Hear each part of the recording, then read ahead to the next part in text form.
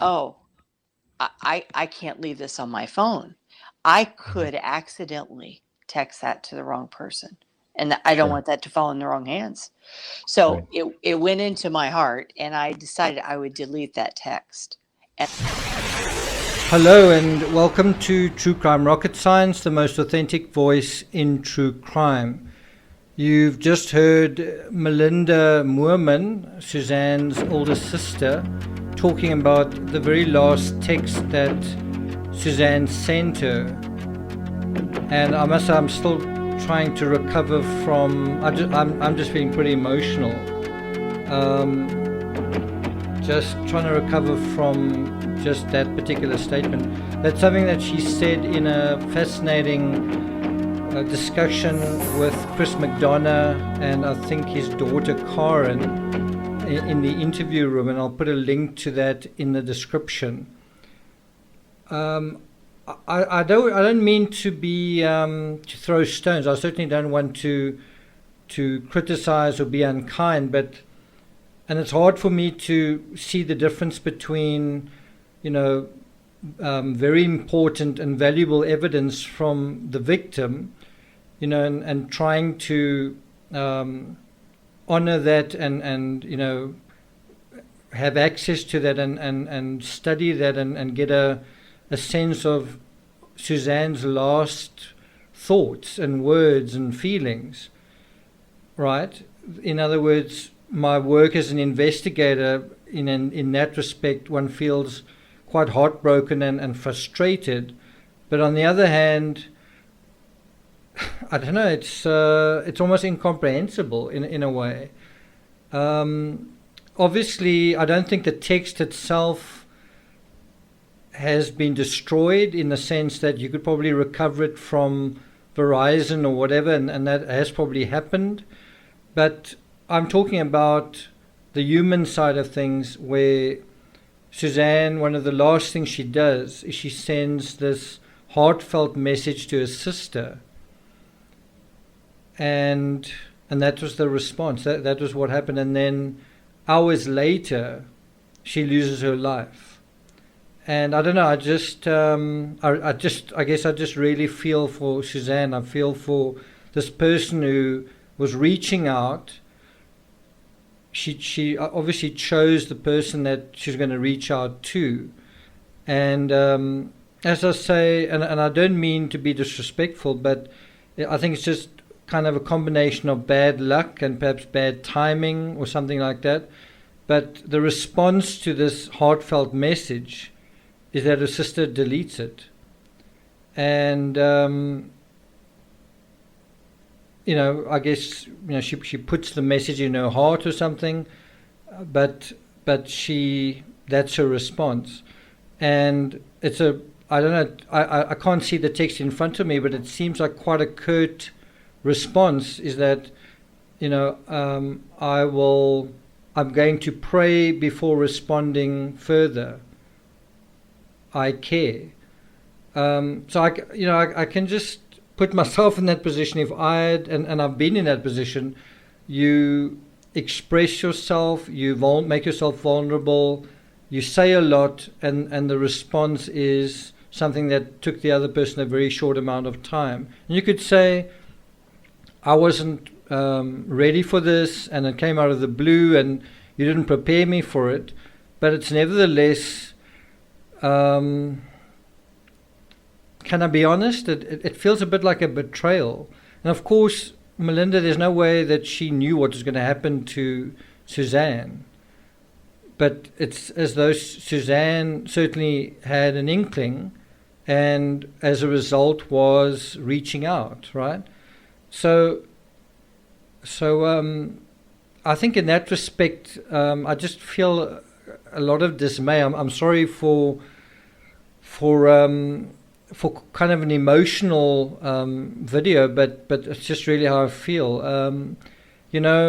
We speak a lot about appearances, and we talk about that was the problem in the Watts family, and that's the problem that with Barry. It's all about appearances. But think about it from the perspective of you receive this text from a sibling that is literally in mortal danger, and you're worried about what that's going to look like either on your phone or if you send it by mistake to somebody else's phone. That's really the reaction. What is somebody else going to think about this? And look at where we are now. The whole world, well, not the whole world, but people across Colorado are paying attention to this case. Some people in other countries are paying attention to it. And isn't that what Suzanne needed? Somebody to pay attention to her, besides her husband. There were other things in this particular episode on the interview room that were also very touching. And, you do get a sense that Melinda's a good heart. She's got a good soul. And she was a good sister as well and a good daughter. She actually becomes quite tearful herself, and someone who alerted me to the video said that she got quite choked up herself, meaning the person watching the video. At the time that Melinda talks about the first time that Suzanne got cancer, because she was so delicate, because she's such a slight person, not overweight, just almost like this bird-like person, just quite thin and delicate and feminine, that when she received these cancer treatments, she really suffered and she lost a lot of weight, and so she could barely sort of move, and so Barry would actually carry her around because she was actually too weak to move, and that just changes the whole perspective in a weird way. We think of Barry in a certain way, and here he was really almost carrying her like a child and really taking care of her. And as Chris McDonough said, what changed from this wonderful scenario, and they still described him as a hero, and they sort of spoke about his great head of hair and that he had this sort of Tom Cruise look about him. What happened to this hero that they fell in love with, and then what subsequently happened? And there's quite a lot of fleshing out of those dynamics in this particular video. I do recommend that you watch it, which touches on, for example, a $100,000 loan. Now, you might think that Barry took out the loan, but it was actually, I think, both of them took out the loan, and then Suzanne put pressure on Barry to make the payments, and they paid back in installments, and they actually paid back this $100,000 loan that they took out from Jean even before the sale of the other house. At the same time, Barry was apparently making rather sizable loans from other friends, and apparently he borrowed amounts of money from various people to purchase this home in Colorado. That's the other part that's not the way we'd imagine it. Suzanne apparently chose the house, and Suzanne furnished the house. So in a weird way, it was her home, and Barry was living in it, and perhaps he didn't necessarily like it. Perhaps it didn't feel like his home. Bear in mind, look how quickly he sold it. So there are quite a few assumptions we make, and we're not necessarily right about them. But I must say it's just quite disheartening to hear that this was this response to this last ever message from Suzanne to her sister, and being told basically, let's take it one day at a time. And of course, the next day would be Suzanne's last day ever. And, sister said, I didn't have a response for her. And, you don't know when it's going to be your or someone else's last day. You don't know. But this happened to be Suzanne's last day. And I don't know. I just really feel for her as someone who often, it feels like you're putting your heart on your sleeve, communicating. You make such an effort to reach out to people, and they're too busy, or it's just too much. I'll deal with it later. It's really quite heartbreaking. It's really quite sad. It really, it's really sad to know that this was what Suzanne experienced, besides everything that she was experiencing, and then the exit that she would go through the next day. It's just, to me, it's pretty heartbreaking. And then her sister says, she still got the other text saying, "I appreciate your love and transparency always." And that's obviously something that is a compliment to her. And I guess you probably wouldn't mind that text being sent by mistake to someone else. But, we are talking about this deleted text. And it's not there. It's not there anymore. What I can tell you just from my personal experience in a similar sort of way is I once interviewed Uli Steck, also known as the Swiss Machine. And, he's the guy who was climbing mountains in quite a risky fashion. And then he also died. And I've still got outtakes on my phone. I've been very careful not to delete them just because they mean something to me. And this isn't a sibling. This is just somebody that I respected. Just a final thing that came through in that discussion, there's actually a lot I still need to go through, dealing with the dynamics and so on. Obviously, it's very important getting this from someone that's so close to Suzanne.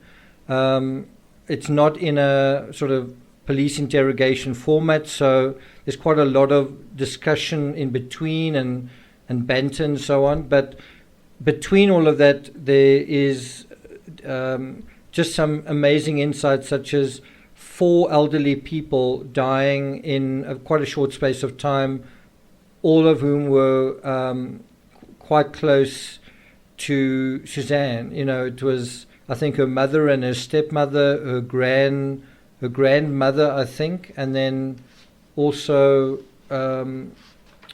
is it her stepfather? I've written it down here. Let's just get to it. I think it's her grandmother, her stepmother, her mother, and her stepfather. And so,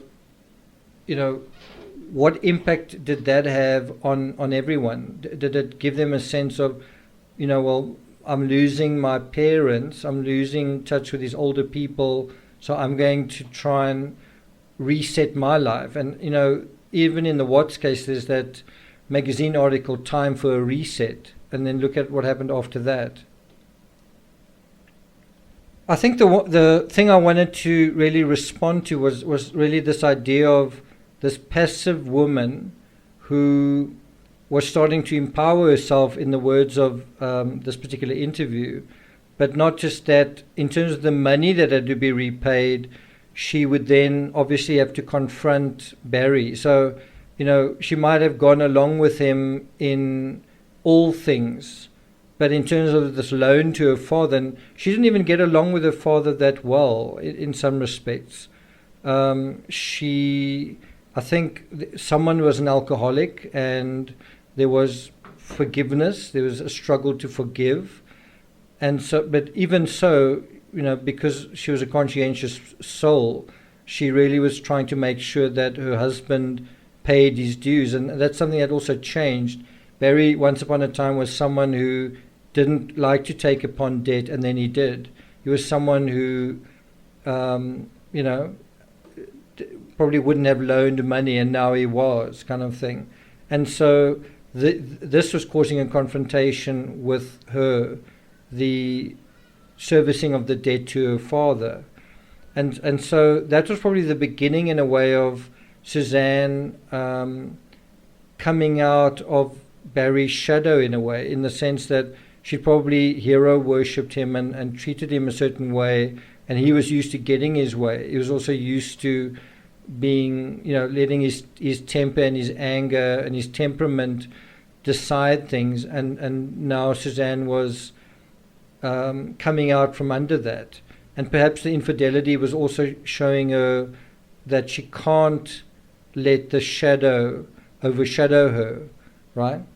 But it was specifically this money that she was trying to address, the repayment of that was getting her to, to stand up for herself and to stand up for her family and to address it. And to her credit, the money was paid. But did Barry like that? So something I want to talk about in the next video is the whole idea of Suzanne being passive aggressive. We're going to talk about the psychology of being passive aggressive, where it comes from, why it's there, and how it sort of plays out. I must just also apologize. I don't like to do emotional episodes. I've got to admit that I am feeling a little bit emotional in terms of this one. It's just a little bit disheartening. And I don't mean to be rude or unkind or anything to anyone. So I'm just really being authentic, I guess. I'm just saying kind of how I feel. And it's really something that is on behalf of Suzanne. It is feeling what she sent. It was like a cry for help, essentially, right at the end of her life, and then that was how it was received and responded to, and I just find it very sad, very, very sad. So I don't want you to think of this as a criticism, just a just a commentary, I guess. And obviously we will, as I said earlier, we will probably have access to that text when there's a court case. We'll probably have those records read out, and we'll get to see exactly what is going on. And perhaps when we do, we'll see why Melinda felt the way she did. So I'm not going to take it further than that. On Saturday, I'm going to be talking about the Watts case, specifically the commoditization of the Watts family, to some extent by the Watts family, and then to some extent by us. So definitely deep subject matter, kind of serious subject matter on the Watts case. So don't miss that on Saturday at 2 o'clock Eastern Standard Time. And then on Sunday, we'll be looking at Rob Hall, the leader of the Adventure Consultants. We're going to be looking at the 5 crucial mistakes he made during the events that played out in the 1996 Everest disaster. In the previous live, we dealt with the 5 crucial errors of Scott Fisher. And then there's also a surprise lined up in that show, just dealing with the Everest disaster, just kind of a bit of a surprise announcement and some very interesting peripheral information. So look out for that. That's Sunday, 2 o'clock Eastern Standard Time. If you haven't subscribed yet to the channel, please do. Like, share, leave a comment, and I'll see you guys next time.